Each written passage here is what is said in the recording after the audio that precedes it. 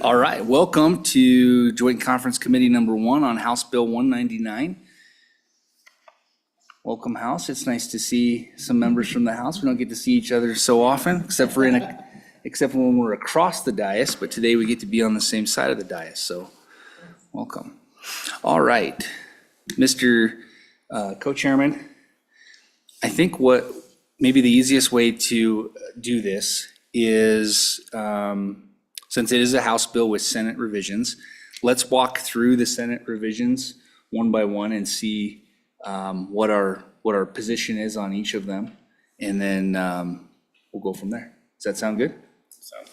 That sounds good, Mr. Co-Chairman. Okay, so let's start with, there were really 4 changes that the Senate made to House Bill 199.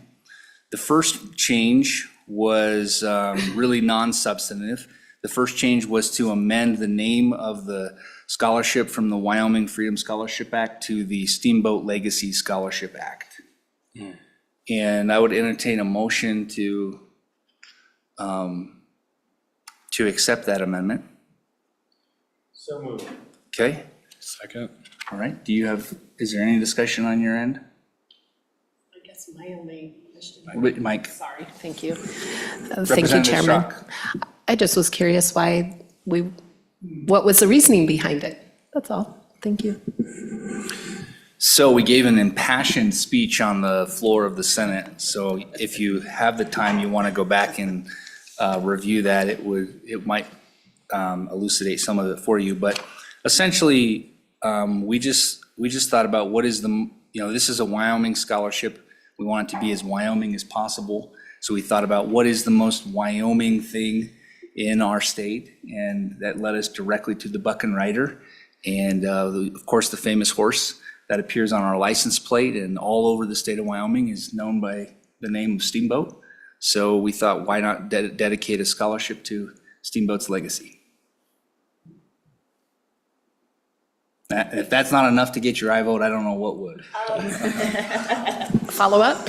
Sure, Representative Strzok. Maybe I could say it's overused. Okay. No, I'm fine with it, thank you, but everything I know is called Steamboat. We have a gas plant right there beside me that's Steamboat. I mean, but makes sense, so thank you. Okay, very good. All right, well, let's go ahead and vote on that. All those in favor signify by saying aye. Aye. Any opposed? Okay, that amendment has been adopted. The second change that we made to House Bill 199 was regarding the certification. Senator Brennan, you brought that amendment. Do you want to explain what exactly that did or why we adopted that in the, do you recall? I don't Okay. recall everything, I just remember this. I I don't recall everything, I know it was this. Okay, go ahead. Yeah. Go ahead. Representative Andrew. Mr. Co-Chairman, the point of that amendment was actually to clean up some of the language that the House had it was deleted in the original bill, and we debated reinserting it, and I believe we did at one point, but the language left it open to a very kind of open-ended, significant amount of control when it regarding to the certification. And so the Senate amendment went back in there to clarify that learning the Common Core of subjects would be over a student's tenure rather than at every single moment of their educational experience. And the idea with that was if someone, opts to do some sort of 12th grade CTE program, something like that, they may not be learning the state constitution while welding a gate or something like that. So that was just to add some flexibility to that provision. Okay, thank you, Representative Andrew. And this is, sorry, Representative or Senator Ruff. And I was just going to read that too. It sounds like that's what you're going to do. I was just going to do that. Changing the language to throughout their kindergarten through grade 12 of tenure. And it strikes from the certification requirement the United States Constitution and the Constitution of the state of Wyoming. Leaving in place this certification just for the public's edification would be in reading, writing, mathematics, civics, and history, literature, and science. Any discussion on this amendment? I guess I'd entertain a motion to adopt this amendment. Second. All right, it's been moved and seconded. Any discussion on this, on the certification piece? All right, all those in favor signify by saying aye. Aye. Any opposed? No? All right, that amendment has been adopted. The third amendment that we made as a body was to the, on page 5, I believe, or page 8, I can't remember where it's at. It's the certification requirement. Yes, I think it's page 8 of the House bill for the public who's joining in with us. And what we did is we just brought back the language from the previous statute that says that whether you're a private student or a homeschool student, and you take an ESA, you are required to take either a statewide assessment administered pursuant to statute, that's YTOP, or a nationally normed achievement exam like ACT, SAT, or something of that nature. Representative Andrew? A discussion. Sure. Well, let's take a motion first.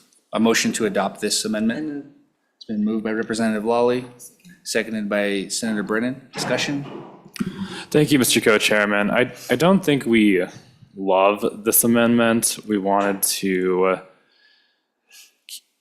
standardized testing is something that's part of the public system that, is a difficult subject for a lot of people to deal with. It's one thing that we hear a lot, causes a lot of stress to our educators. But I think the inclusion of any nationally normed exam as part of this language adds a wide enough amount of options that I think we can adopt that amendment because I think the flexibility is there, so it works for everybody. Thank you, Mr. Co-Chairman, and Representative Lawley. Thank you, Mr. Chairman. I'm here because I was a no vote on the bill at the House sides, so I do appreciate the work of putting this back in because to a large degree, these were the things that I was most concerned about. So again, I support the motion. Good, yeah, and just, from the Senate's perspective, this amendment was, when we isolated it from everything else, it was vastly supported by the Senate. It was very important for the Senate that we have some type of accountability. And I think the Senate definitely agrees, Representative Andrew, with your assessment that the nationally normed achievement exam, I think, makes most people comfortable, especially from the homeschool perspective. So sounds like an amendment we can all agree on. Good. Any other discussion? All those in favor signify by saying aye. Aye. All right. Okay, and then the last change to House Bill 199 that the Senate made is regarding pre-K. So, and as you know, the existing law has in place a means tested pre-K at 150% of the poverty level. The Senate went through a series of amendments on this, and in the end, the Senate adopted the position that pre-K should be universal, that it should be a $7,000 scholarship, and that it should apply to all pre-K regardless of income, that it should be treated the same as a K through 12 scholarship of $7,000 that is not means tested. Our position was that there's no reason to means test the pre-K either. So that's our position. Understanding that the House bill as it came over to the Senate, it did not contain any provision for pre-K. So it's very obvious what the House position is. The House position is no pre-K compared to our position of universal pre-K. So I think that the path forward is probably going to be to try to find a middle ground somewhere between 0 and 100. Representative Andrew? Thank you, Mr. Chairman. The House did look at this in our debate, and I think the concern was that because Wyoming has not committed to providing universal pre-K in our current system, that we would like to keep this program K through 12. There is not compulsory attendance in our pre-K programs, but there is in K through 12. And so we wanted to keep it consistent with we are providing choice in what we require. And we were worried very much about the financial obligation to the state of providing pre-K, knowing that this would be the only option rather than an option, the only option for most people. There are some programs out there, but I think that, maybe we wanted to kind of nip it in the bud before it got out there, delete it entirely because the current program had not started and no one had been technically promised that.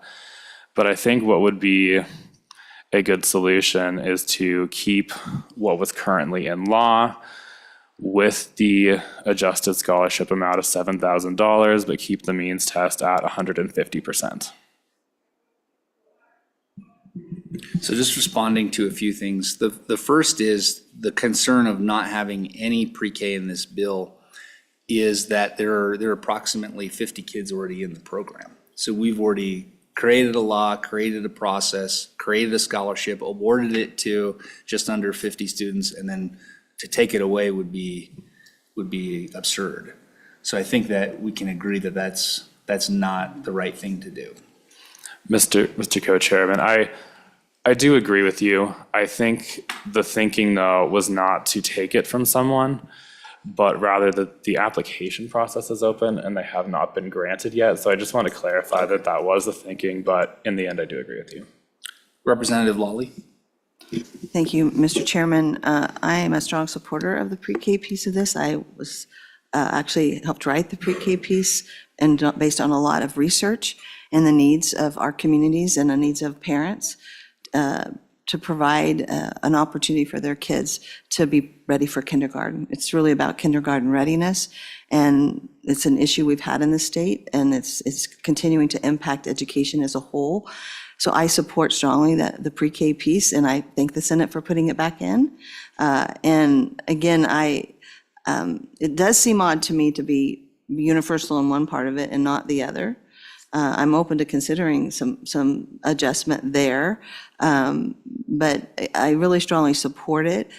My constituents feel it's an important part of this program. So again, I swear I stand on it, and I believe that what we're doing here is incentivizing private industry to grow in this area. So we're not growing government. We're incentivizing a very important thing that I think most educators believe we should have. So thank you. Representative Andrew, how do we marry the concept that it should be universal for some but not for all? Thank you, Mr. Co-Chairman. I believe the differentiation is in that we have compulsory attendance for these older grades. So we are providing this because we not only have that, but we provide a K through 12 system that's available to everybody. I think it really is a different conversation for the state to open up our commitment to even younger age groups than to provide an option in what we are already providing.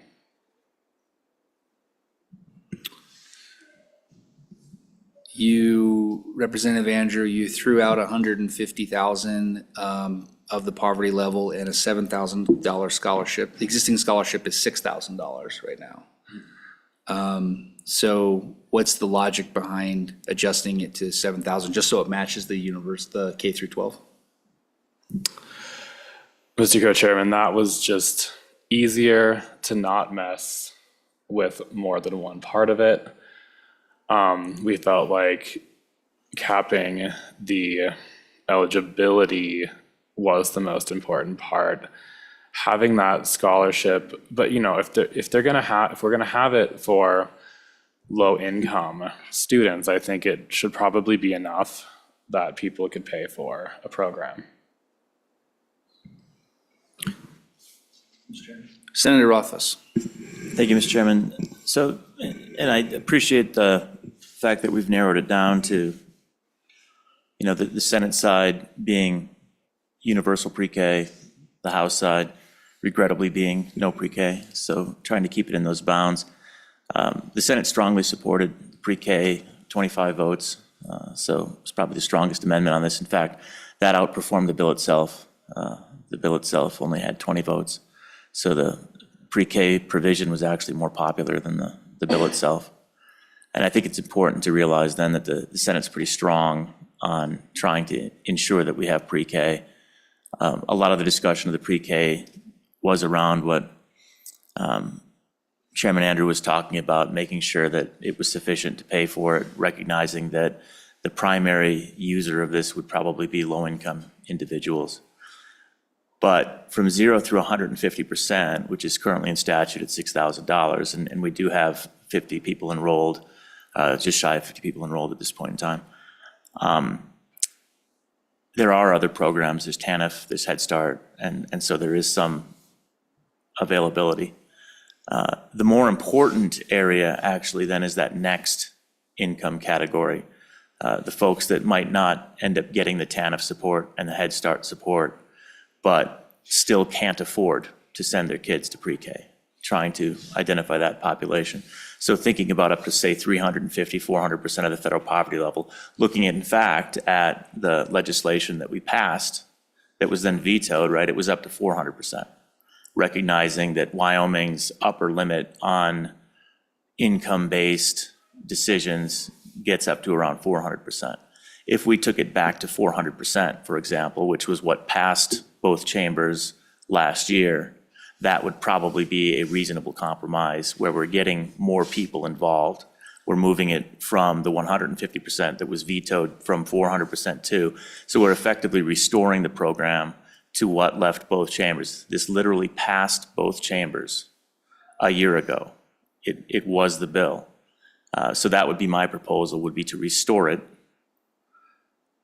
with 7,000 instead of 6,000, but keeping the 7,000, restoring it to that point at 4,000, I think that's a reasonable compromise. So it's not universal at that point. We're targeting families that may not be able to afford the pre-K and taking it back to what both chambers just 1 year ago, probably in this room, agreed to. So Representative Andrew, you threw out 150,000 of the poverty level and $7,000. Did you want to make that a motion? Yes, Mr. Co-Chairman. Okay, so it's been moved that we set the scholarship at $7,000 and we set the poverty line at $150,000. So 150% of the poverty level. Thank you, Senator Rothfuss, which restores the means testing to the existing law, but increases the scholarship by $1,000 Specifically for the pre-K. for pre-K. That's the motion. We've had some discussion, Representative Strzok? No. Okay, second, it's been seconded by Representative Strzok. Is there any further discussion on this amendment? Senator Brennan. Thank you, Mr. Chairman. This does bring it back at the 150% to existing law, and then the $7,000 that we have in it. I do hear what Senator Rothfuss is saying, that we have some programs in that area. And I know that there's concerns on the House side with the pre-K in it. I'm not sure why 150%. It's very limiting. And we do hear a lot about kids who are not ready for kindergarten, and everybody has a differing opinion on pre-K and whether it's necessary. And some kids are great and they can benefit well from pre-K, and it really does prepare them for kindergarten. Other kids and other families, they're not going to choose this because kindergarten isn't something that they want. But I think at the end of the day, for those kids and families that are even above 150% of the poverty level, that this could really help some of those families get some kids that maybe need a little extra help in that year before kindergarten to be ready. And so, I think 150% moves us a little bit. I would like to see it a little bit higher than 150%. Any further discussion on this amendment? Senator Rothfuss? Yeah, and I'll just reiterate, I think 400% is fair based on what we had last year. I think that's an appropriate solution. That is means basing it, so it's not universal. That is effectively getting rolled by the House, no longer universal. We're taking a loss on that. But rather than constraining it so severely to 150%, we recognize that, again, I'll reiterate, both bodies passed 400% 1 year ago. It seemed okay then. That seems like a fair compromise, returning to what both chambers supported. Any other discussion on this amendment? Representative Lawley. I just want to kind of just tag on to Senator Brennan's comments that 150 just seems a little bit too low for what we're trying to capture. So again, I don't know what that number is. I think that's what we should probably discuss a little bit more. But because I do think the pre-K is such an important piece, and this is pretty limiting. Now, I'm not sure I would go to 400%, but I think that we need to look at that number. Thanks. Representative Strzok. Thank you, Chairman. So my position on this is that I will be a no. Is the government into paying for daycare? We do not have this in our school systems. Why are we paying it to be in the private sector? And this is pretty much, it's going to end up being a daycare. These little people are not ready for a lot of this they're not ready for school. So this becomes socialism. Is this what we're wanting in our state? A lot of us did not vote for this. You can say that the House wanted this. That does not mean the whole House wanted it. And if we're going to compromise, I think there should be some compromising here, and it doesn't sound like we're compromising. We brought it over with no pre-K. So this for us is a compromise. So that is my position on this. Thank you. Ready to vote? All those in favor signify by saying aye. We're voting, yes, just so we're clear, we're voting on the 150% and the 7,000. Okay, 2 ayes. Those opposed, no? No. No. All right, that amendment has failed. Senator Rothfuss? Thank you. I would move the 400% of federal poverty level for the reasons discussed. Again, Is that $7,000? it's with $7,000. Again, reiterating that that's effectively what the chambers passed, and I do realize not everybody supported that, absolutely. But that was the compromise from last year that the chambers supported. I feel like that is something we could sell to the Senate. I feel like the Senate would support that. We did it once before. We supported universal pre-K. I would expect that to be close enough that the Senate would go along. But again, not everyone's going to support it, and I understand. The House may have concerns, but when you contemplate a compromise, you've got universal pre-K and you've got zero pre-K.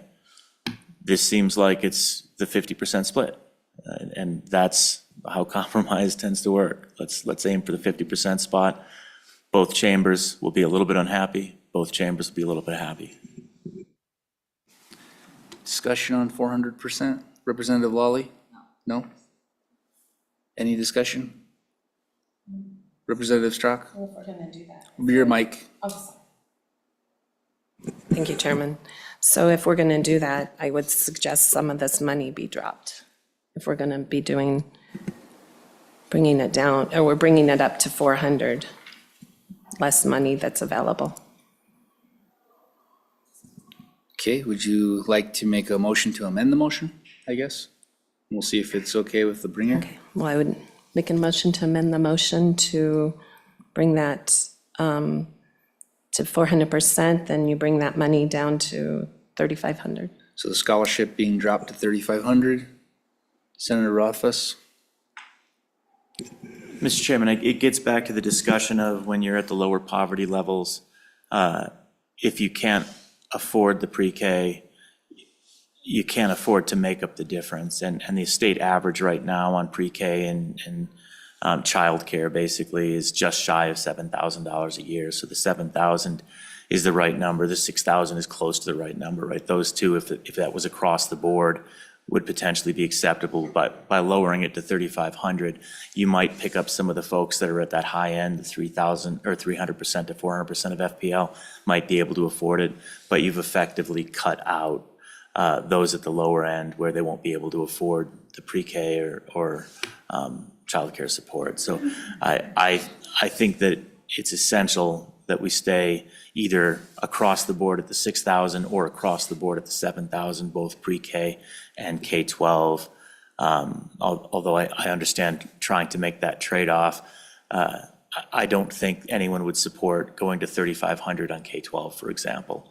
I could be wrong, but I can't imagine anyone's going to vote aye on that. And the uniformity is also appropriate. But again, getting back to the actual need, it's just shy of 7,000, and recognizing that the public purpose of the program is to ensure that those that want access to pre-K, not everybody does, and that's okay, but those that need and want access to pre-K, this allows even those with low incomes to afford it. So I would be against the motion to amend the amendment.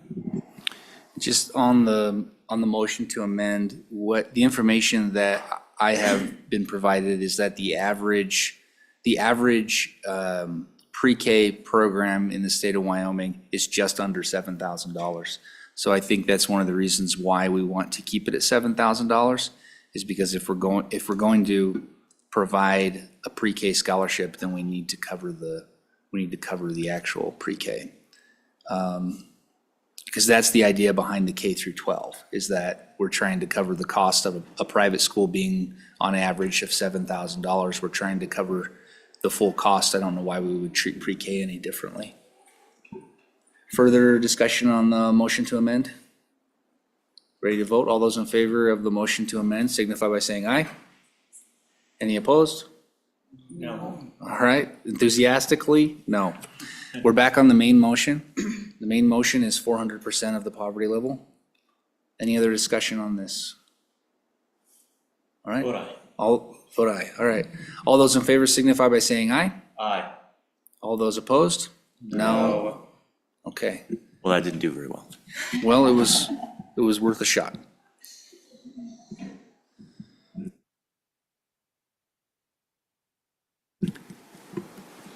Representative Andrew.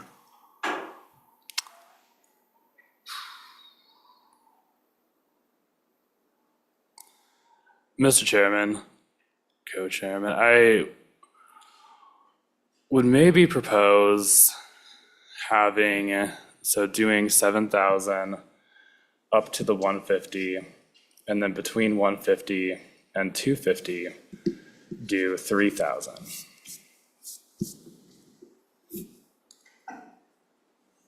So $7,000 for 150% of the poverty level.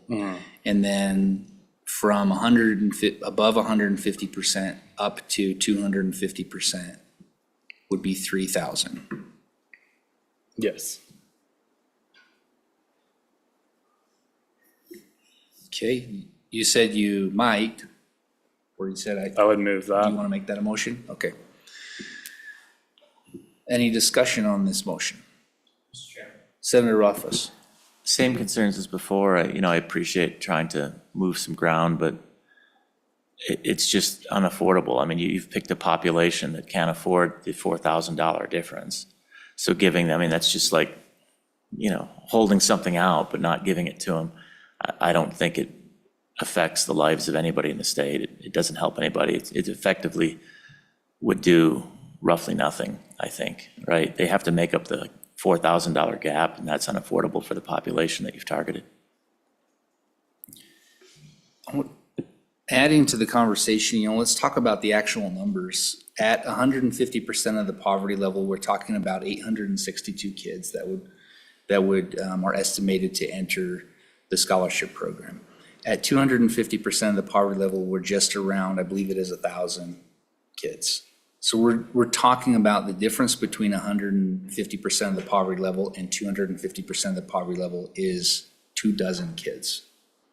So I don't see the reason to bracket it for 24 kids. To me, that seems like, it seems unnecessary, and 24 kids would get half a scholarship.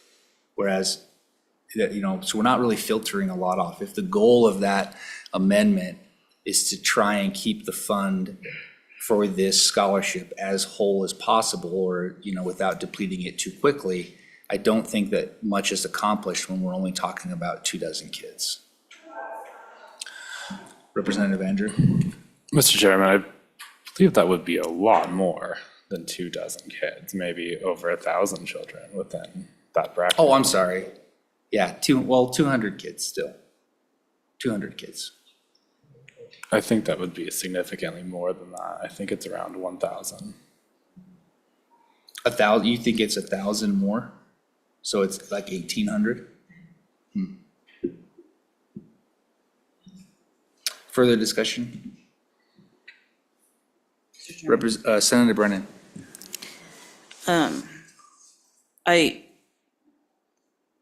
We can figure out, I think, the number of kids, but also too recognizing that there is a lot of families that do not want pre-K and then that are not going to take this because that's not something that's going to work for them or their children. And some families are, and you might even have, you just might, I don't know that we're not going to have everybody who wants pre-K because that's not something that everybody wants to do. And so I think we're okay at 7,000 and 250%. Further discussion? Yeah, Mr. Chairman, I'll just say I'm still against Representative Andrews' motion. I think the points that you and Senator Brennan made are good ones. Senator Rothfuss, thank you. Any other discussion? Representative Strzok? Thank you, Chairman.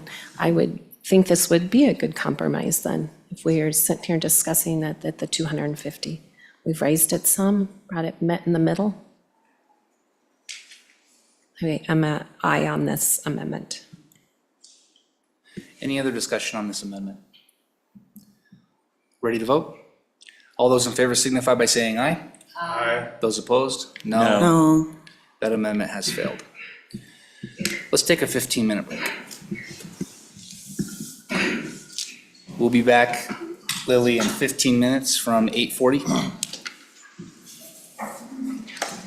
Making me do math. As you can tell, I'm terrible at math. The number is 4. No, 7,000. No. That's no rock, this is an engineer, so when he gets up and does math.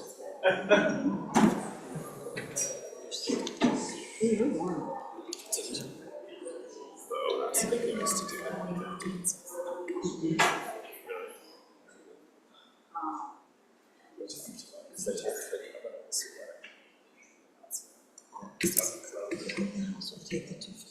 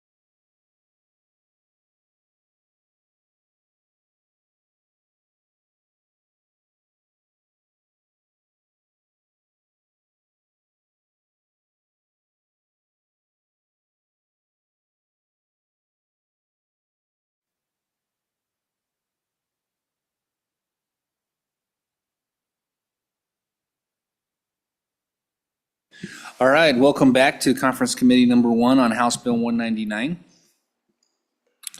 We have just took a short break, and now we're back on our final discussion, final amendment, which is dealing with pre-K, just in case you're tuning in for the first time. We've been discussing pre-K for the last 45 minutes. Are there any motions? Senator Rothfuss. Thanks, Mr. Chairman. Based on the discussion, I would move that we go to 300% of federal poverty level, lower down, compromise further from the 400% position, and hope that the House is amenable to that as being a good, I think lower than the middle point. I think 400% was the middle point, but this is still a positive. If we keep the 7,000, go to 300%. I think it's important that we stick to the 7,000 though across the board for all, and that we not deviate from that. So my motion is 300% of federal poverty level at $7,000. Okay, it's been seconded by Senator Brennan. Any discussion? I'll just weigh in here, and Senator Rothfuss alluded to this, but I think it needs to be said again. If we go back to the starting position, the House started with no pre-K. We started in the Senate with almost a unanimous vote, universal pre-K. The halfway point is 400%. We tried that, didn't work. I myself wasn't too wild about it. I feel a lot better about 300%. You have to have some type of filter on this so that it doesn't get out of control. 300% is a filter, so it's not necessarily open to everyone. I don't necessarily take the position that it should be universal, because even though I think intellectually it makes sense that it should mirror what is K through 12, I am concerned about the budget that we've allotted for this, the money that we've appropriated for this program, and I don't want pre-K to eviscerate the budget. So there has to be some type of filter. I think 300% is a reasonable filter. Representative Strzok? Thank you, Chairman. I still think it's a little high. I was sent here to represent the House, and this is not the compromise that we were sent here to be a part of it. We've offered the 250, and I would be happy at 250 and with the House. And then also there's the position of the governor. Has anyone, he let this other go through last year when we got this sent through, and I think that's where we were at with the 150, and the 7,000 was what we had already in there. So I guess I will still be a no, and would like to work on this a little more. Thank you. Any other discussion? Mr. Co-Chairman, I think Co-Chairman. the issue is that I just don't think we can bring this back to the House and get the bill. Okay, well, let's vote on the motion. All those in favor signify by saying aye. Aye. All those opposed? No. Okay, that amendment has failed.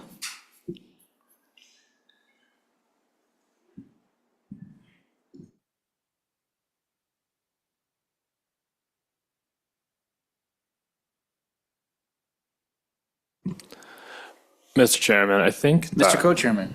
I think that something that we could consider, I think if we're going to stretch beyond the 150% federal poverty level, I think we need to consider a step down in the amount of scholarship. I think what that does is help us deal with the eligibility cliff of having $7,000 and then nothing. This gets slightly more complicated, but I would propose the step-down schedule that was in the Schuler amendment on the floor that had failed, or that was passed but was later removed. So I believe that under the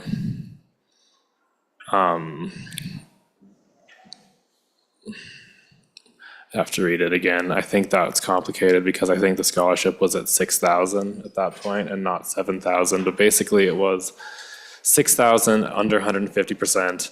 Between 150% and 250%, it was 4,800, and between 200% and 250%, it was 3,600.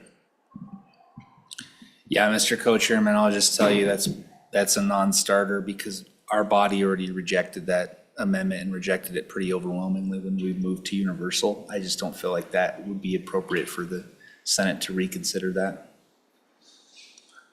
Mr. Co-Chairman, it was rejected on the universal program. I think that would be a pretty reasonable compromise, though, if we're just talking about the pre-K portion, which again, we're talking about something that we do not provide now as a state. We're talking about expanding our financial obligations significantly versus the other part of the program, which could in the long run reduce them. Are you making that a motion? It's a motion. Okay. Senator Rothfuss? Thanks, Mr. Chairman. I think there's a lot of interest in trying to get the bill passed, but at the same time, compromise should take place as trying to find a meeting point between the two positions. 400% was that meeting point, candidly. We just offered 300%. The idea that we're negotiating down further and having to now have a tiered approach where we diminish the amount, diminishing the amount does seem like a non-starter, as you noted. 7,000 is the amount. We went to 300%, which is below the midpoint. I don't know why we're required to continue to give. It honestly doesn't make sense to me, so I'm against the motion. I think 300% is more than generous, and I honestly can't believe that you couldn't get that through the House based on what I understand to be the interest of the House in having the universal on the K-12 side. We did see incredibly strong support, as I mentioned before, in the Senate, 25 aye votes, more than the bill itself. The Senate is very interested in the pre-K side. So our prior offer was more than fair, and this is a substantially lower offer, taking it to the previous. So I'm against that motion. Representative Strzok?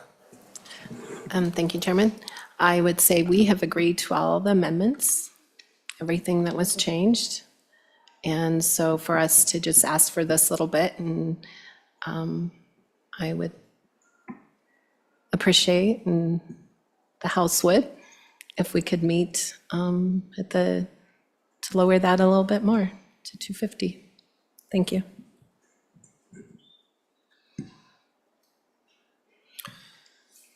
Any other discussion on this amendment?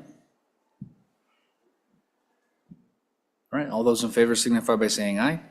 Aye. Those opposed, no? No. No. Okay. Representative Strzok, you have twice alluded to $250,000. Would you, or 250%, I am sorry. $250,000 is quite good. Yeah, yes.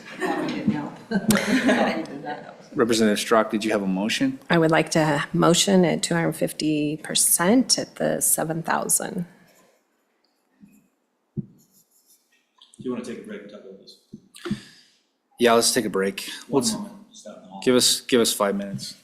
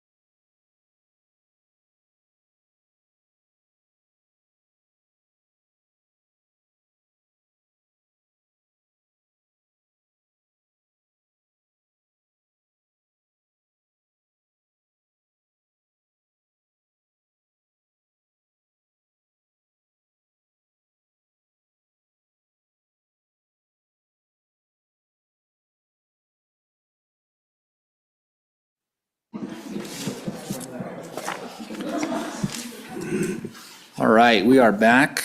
We are on Conference Committee number 1 to House Bill 199.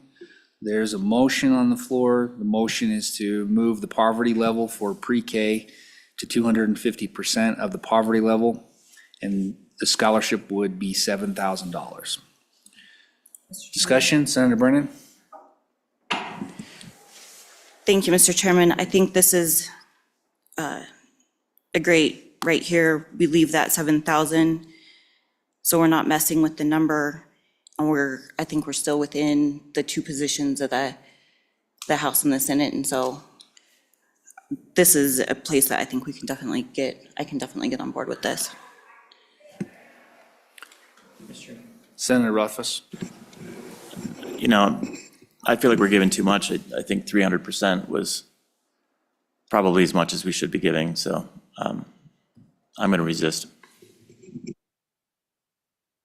Okay. Any other discussion? You ready to vote? All those in favor signify by saying aye. Aye. All those opposed? No. All right, that amendment has passed. And I believe those are the only differences in the bills, unless there's something else, Representative, Mr. Co-Chairman, that you believe is still on the table? Nope, I think that clears the deck. Okay, so this is a House bill by origin, so the paperwork needs to be prepared by the House attorneys. So I guess that'll be our next step. All right.